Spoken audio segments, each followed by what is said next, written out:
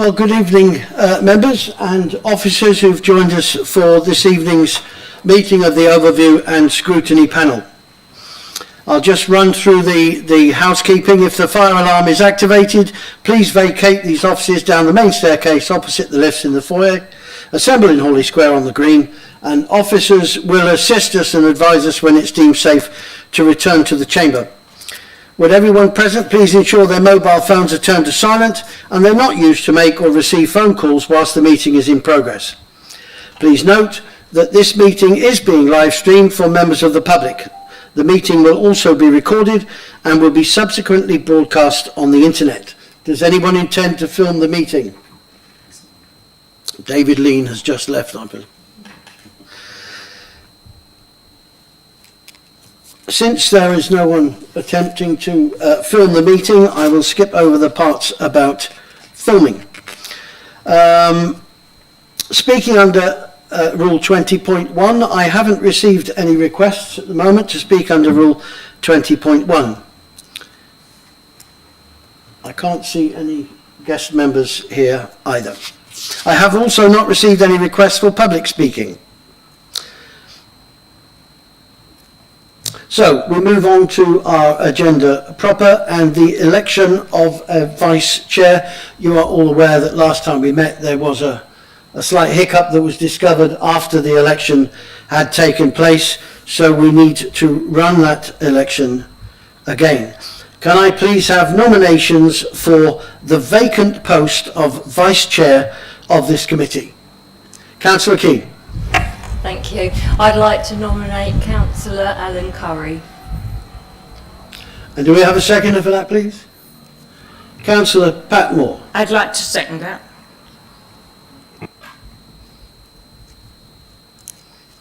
Any other nominations? Councillor Rattigan. Councillor Phil Fellows. And do we have a seconder? I'd like to second that, Chair. Councillor Paul Moore.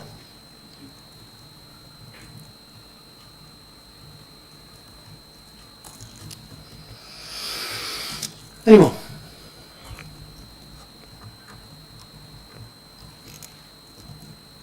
In the order in which the members were suggested then, can I ask for a show of hands for those in favour of Councillor Alan Curry, please?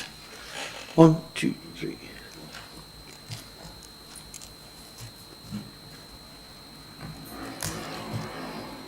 And those in favour of Councillor Phil Fellows, please.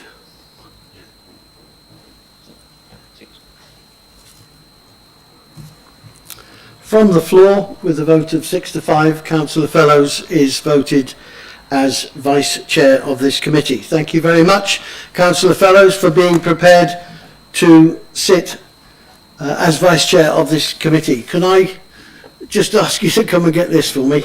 There is no name on it, it simply says Vice Chair. What I would like to do is to be in the habit of giving you as Vice Chair the script for each meeting as we go along in advance of the meetings, so you know exactly what is coming for the meetings, and just in case something would happen and you would need to take the meeting instead. Thank you very much, members. Agenda item number 2 then, the next agenda item is apologies for absence. Councillor Linda Piper is away in Wales, I'm afraid, with her sisters sorting out her late mother's home, so she does send her apologies. Are there any other apologies? I don't think so, because I can count 12 bodies in the seats. Are there any declarations of interest for the business at hand this evening?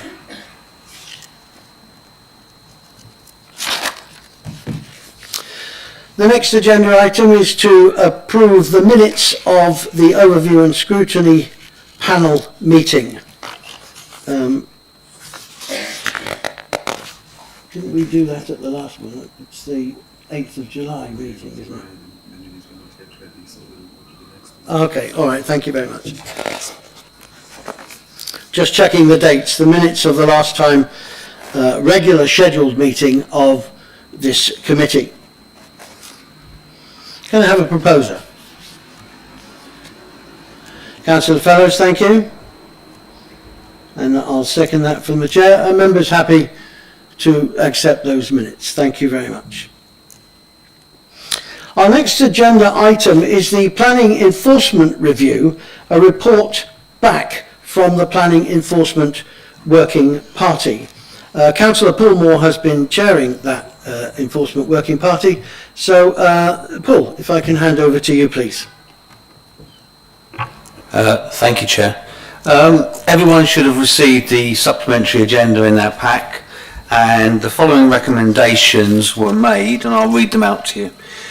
Investigations be carried out to determine the potential utility of a planning enforcement portal on the Council's website to provide updates to members of the public and elected members of the current cases, as well as an increasing the availability of information about the enforcement process for the public. A review to be conducted to identify how the Council could come up with a more effective system for prioritising planning enforcement cases. A review to be conducted to determine how best to improve communications between the Council and the complainants regarding planning enforcement cases being handled by the Council. And lastly, investigations to be carried out to determine how best the Council could include proactive work in the planning enforcement protocol. If I can just go to the agenda.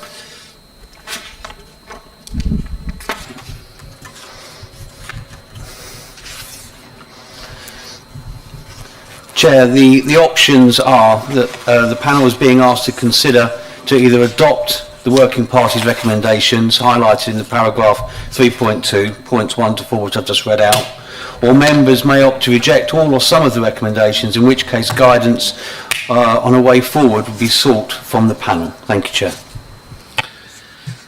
Thank you very much, Councillor Moore. Members, comments, please. Councillor Huxley. Thanks, Chair. I'm sorry I couldn't come to that meeting. I wanted to, but I was on holiday, and Councillor Whitehead, I think, substituted for me. I support all the proposals that you put forward and you discussed. I think they're a really good idea. I was a bit disappointed about not increasing the staffing levels. That was something that Ian Livingston put in his original report. I think that's a really shame. That's not going to happen. I understand because of financial issues. How about thinking outside the box? You could second a member of staff from TDC Planning to do that, to spend some of their time doing planning enforcement. You could adopt an apprentice. They have done that in the housing department. We talked about that last time. Why can't we do that? They've got 3 there. There's government apprentice scheme money available, I think, still from central government. Dover District Council has 4 planning enforcement officers and 1 assistant, and we only have 1 and 1 assistant. So, you know, they're a similar council to us. They have similar problems. They have similar financial difficulties. And also for Ian, what's the proposal? What's the timeline for this? Does this come to full council? Do we talk about it a bit more? What do we do? Thanks. Thank you very much. Mr. Livingston, please. Thank you, Chair.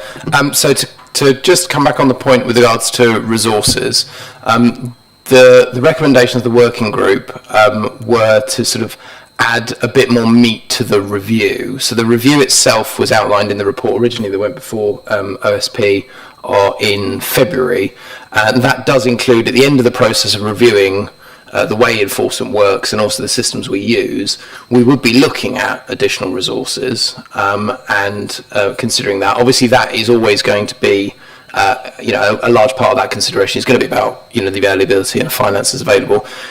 Options including apprentices is something indeed that we have looked at in the past and we will continue to look at into the future. We do involve planning officers at the moment in planning enforcement, in writing notices and also visiting sites and assisting with that. So that's covered by the existing work.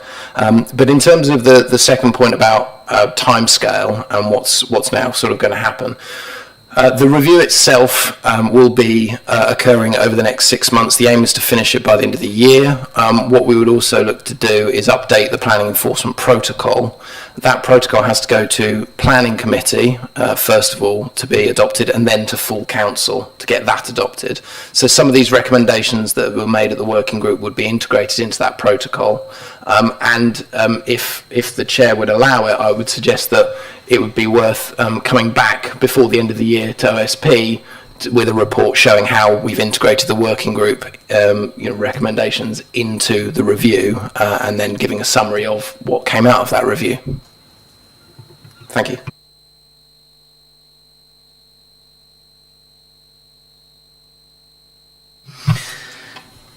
Thank you very much. I'm just having a look at our calendar of events moving forward. The latest opportunity we would have for a regular scheduled meeting, members, would be the meeting scheduled for the 23rd of November. I mean, is that sort of date going to be too late for your review before the end of the year, or is that the sort of time you had in mind? It's good to have a deadline, so yes, I'll go with that.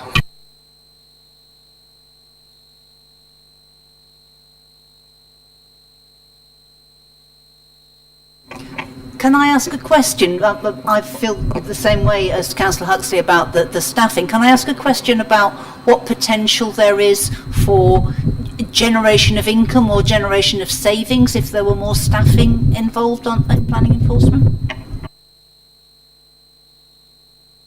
Is it okay to come back on that, Chair? Yeah. One of the things that we'd actually talked about in the working group was about sort of whether or not planning enforcement can generate income that the council can use to actually resource itself on that particular service. There are ways to do that through the Proceeds of Crime Act, but that money gets shared out amongst various different sort of parties to that sort of work, and that isn't something, therefore, we've been able to really take a good opportunity to come under, and also it only applies to very specific cases. So there isn't really necessarily a way of generating income through enforcement that then gives more resources, but obviously the aim would be to see whether or not it's financially possible to create some additional resource using other income that potentially the planning department gets in through, for example, planning fees. And obviously, if we are through enforcement getting more planning applications in, that obviously generates the fee income, which then allows for more case to be made to finance to be able to fund an additional officer. Great, thank you.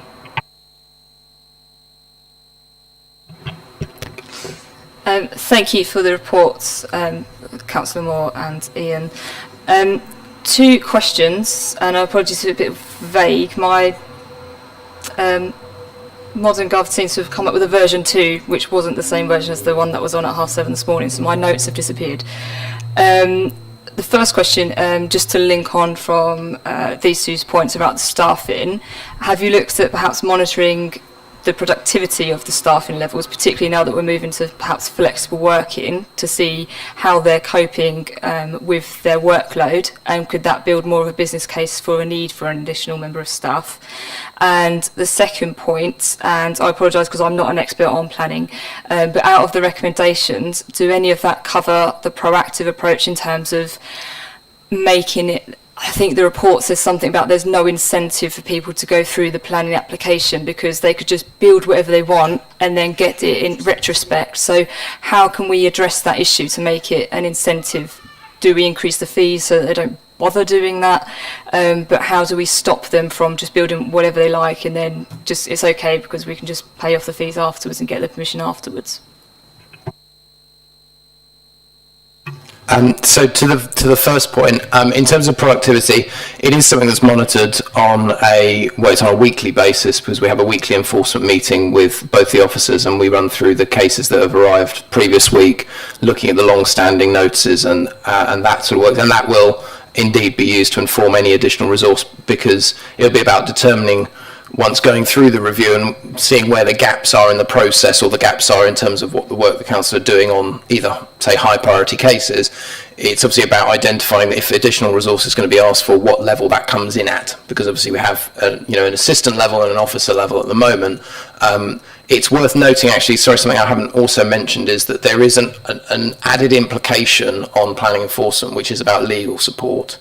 They do go hand in hand, because obviously if we are looking to prosecute cases, we do need additional legal support to do that. So we are looking to integrate any potential additional resource with legal to work out how we can do that, because obviously that's how we actually find people and actually use the teeth of the system.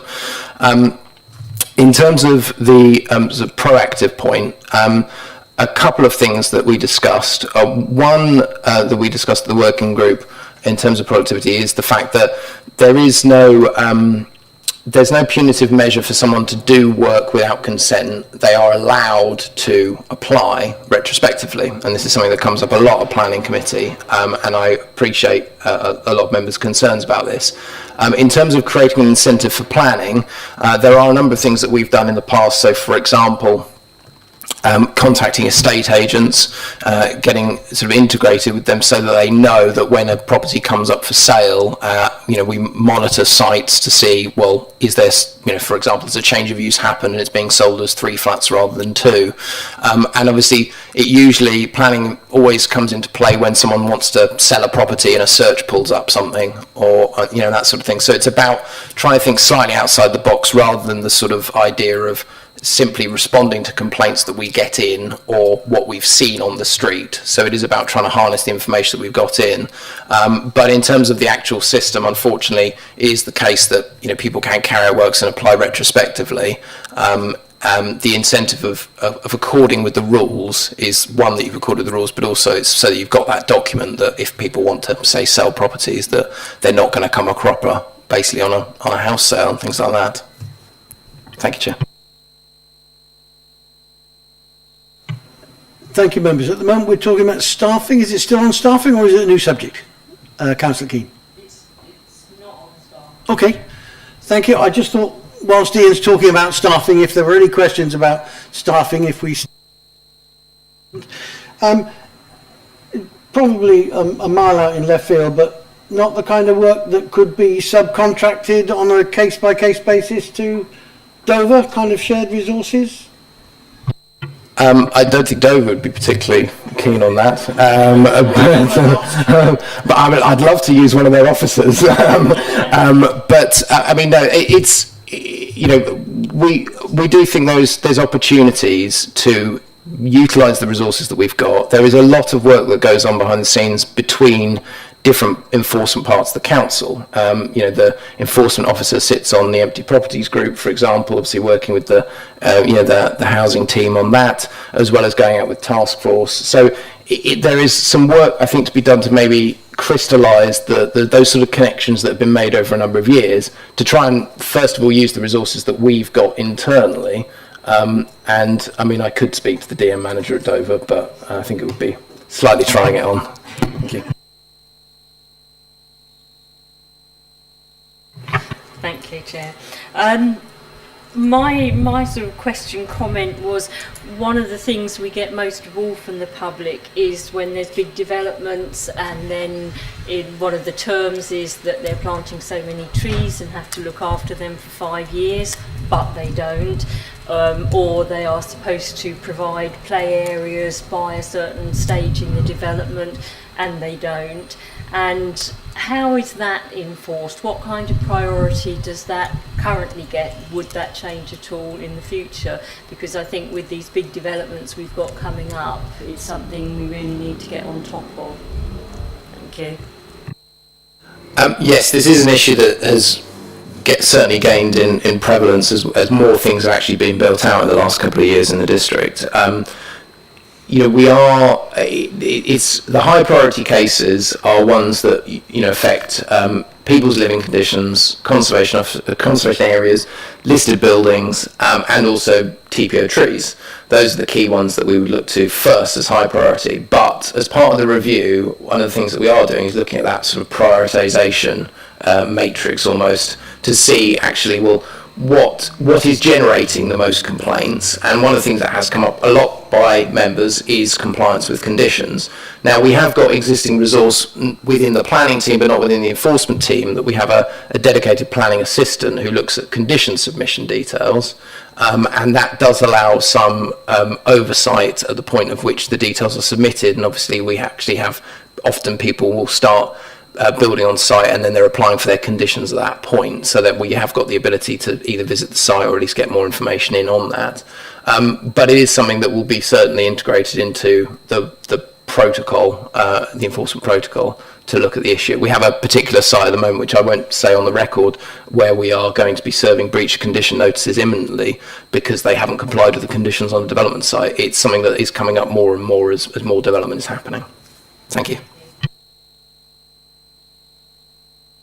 No, just to say, Chair, no, don't let's go down the route of going to try and have joint services with Dover, because we did it with housing, it was a disaster. Thank you. With the fees that you pay for retrospective, can the council set their own fees, or is it a standard fees set by the government? It's a standard fee set by the government. There's been long held ideas to have locally set fees, but they've never come to fruition. I have no idea if that is something that is planned in the future, but it's set by the government.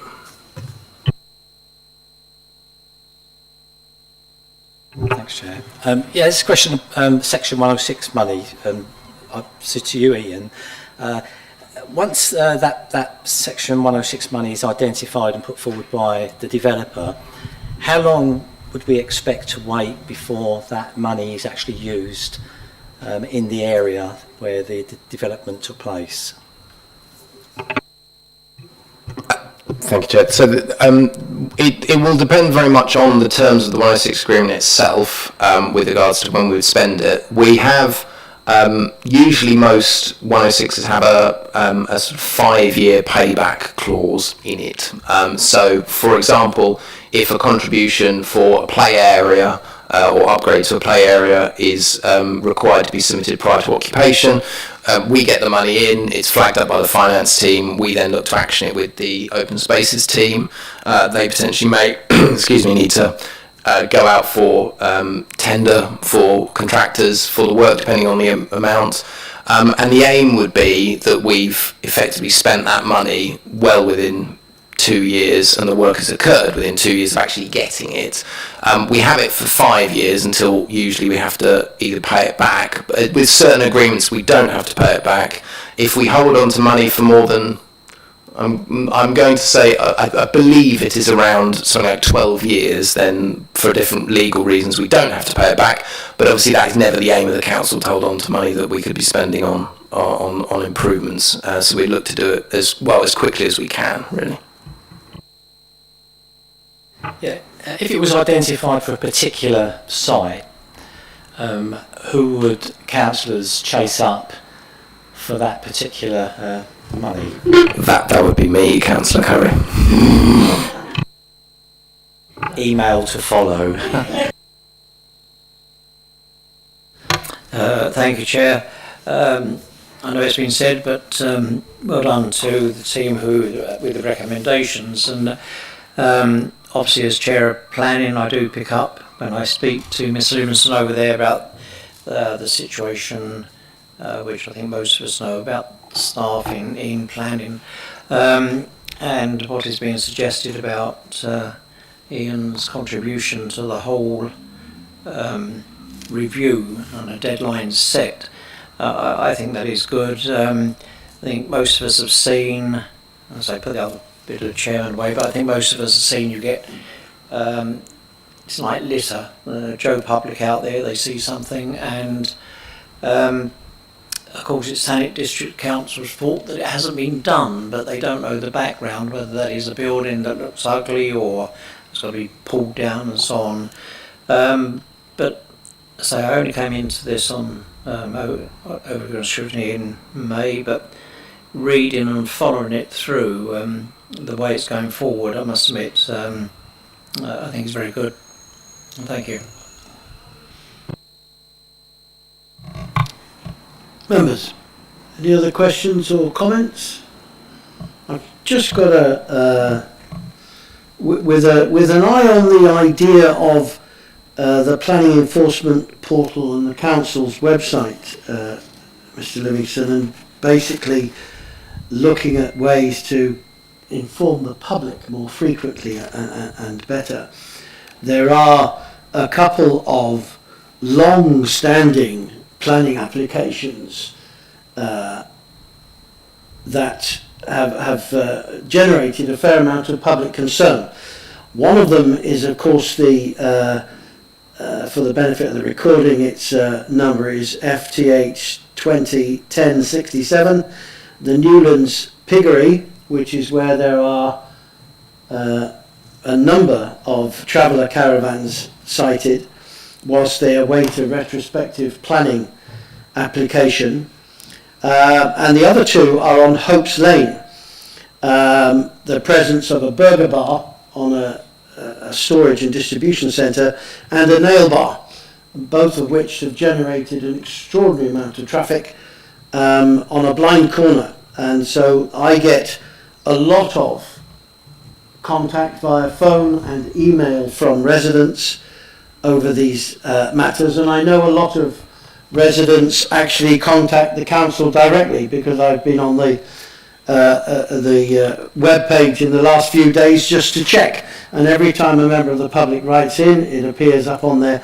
And they do draw some applications, not just the big ones, but some of the little ones do tend to draw a lot of public reaction. So with that in mind, in terms of how best to inform the public, how we can inform them better, have you got a personal idea of how that might work? And if I can be really cheeky, are there any updates on those two that you are prepared to share?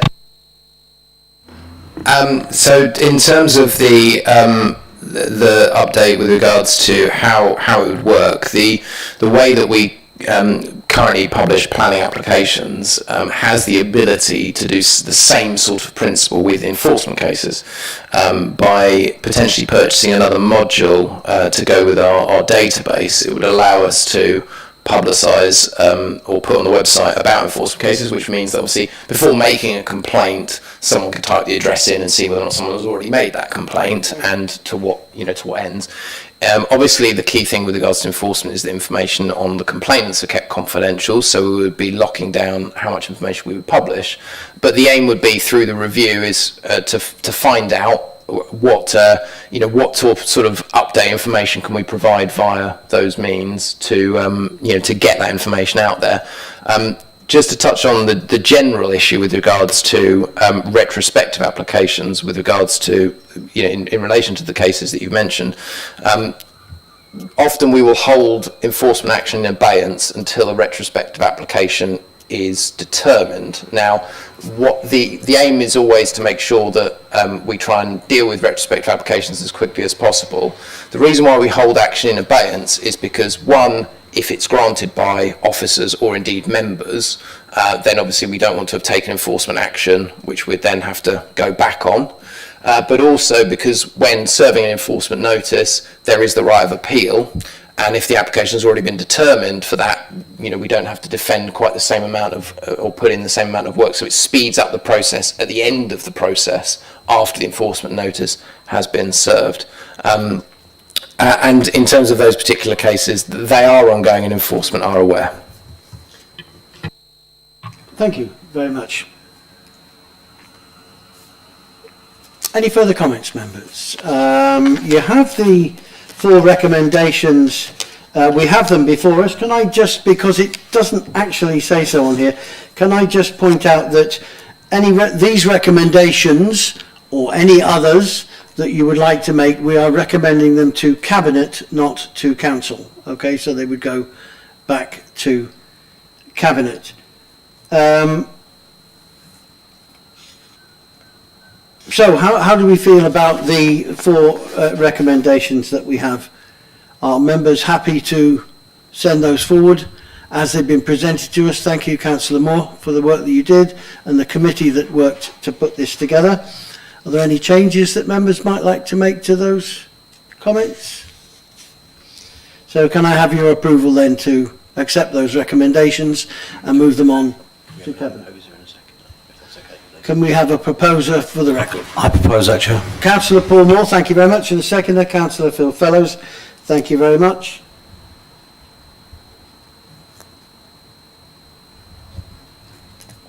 And members agree. Thank you very much. A review of the overview and scrutiny work panel. You will have already picked up on the suggestion then that, I don't know whether you have the chart in front of you, that we could be looking at a report back from the Planning Enforcement Review on the 23rd of November. Do members have any suggestions for cabinet member presentations? And at this point, I'd just like to drop the idea of inviting the new leader of the council with the new administration to come to this committee on the 26th of August, which is our next scheduled meeting, to give us an update on how she and her cabinet and the administration plan to deal with certain issues that she has, and particularly those that might, of course, involve us. So would members be happy for me to do that, to invite the leader to come on the 26th of August? Okay, thank you. Could we write to the leader and invite her? Do I write and send that? Or? Yeah, it's up to you. I can do that on your behalf. If you would, please. Yes. Thank you very much. The meeting after that will be the 26th of October. Do members at this point have anything they'd like to suggest for that review? Councillor Boyd. Thank you, Chair. I don't know which meeting this would be suitable for, but obviously we're asked to suggest some out of the table that we've got. May I make the suggestion that the private rented sector and how does TDC regulate private landlords and letting agencies in Thanet be added, particularly because with the end to furlough and the end to, you can't kick people out because of the COVID pandemic and stuff like that. So I think now is possibly quite a tricky time, but it would be good to see what the learnings are from how we deal with the current situation for the future, and to keep our residents safe, obviously.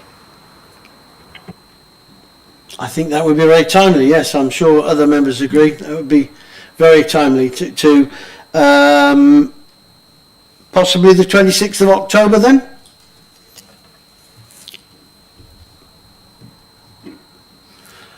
Just for interest, please, would we write to Bob Porter about that, or to the officer below him who actually deals with the private rental sector? That would be to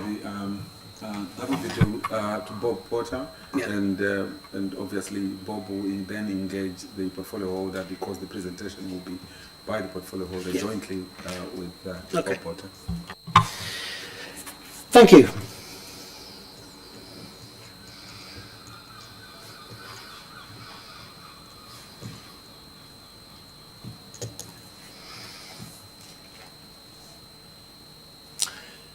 Any other suggestions or comments, members? Councillor Austin. I notice that the first two in priority on this list are both about waste, litter, waste clearance, etc. And I wonder if perhaps Councillor Bayford could be invited to speak around those topics.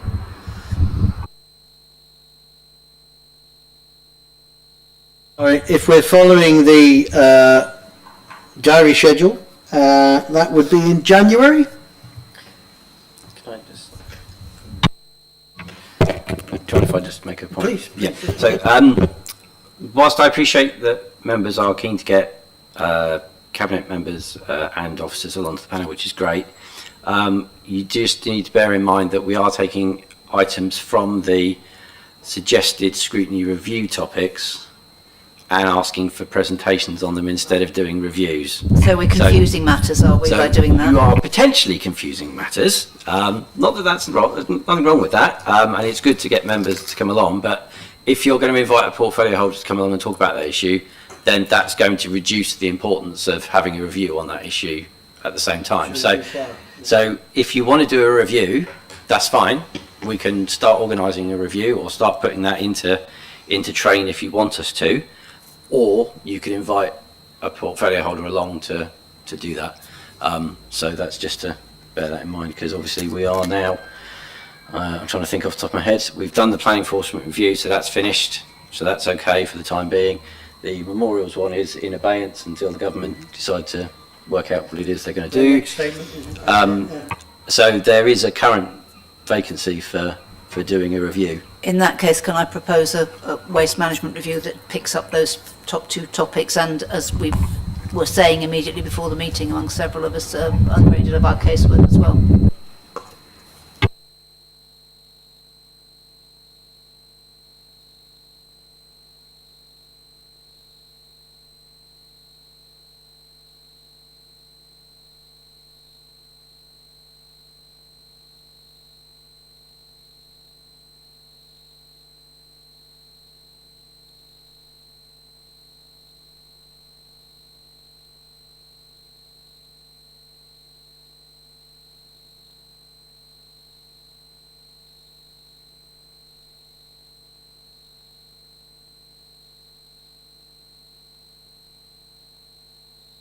Train in motion, and we'll get a report. Sorry, I keep forgetting the microphone. Okay, we'll set that in motion, and we'll get a report for the sort of terms of reference and what we're going to do at the next meeting, which will enable the review then to take place. Thank you for that, Councillor Austin. Waste Management Review. Any other comments, members, please? Okay then, members, I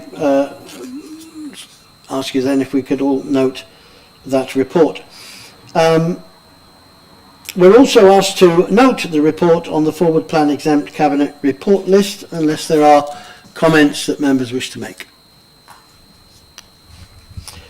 Okay, thank you very much. In that case, at 19:36, that concludes the business for tonight's meeting. Thank you very much for coming and sharing. I missed that.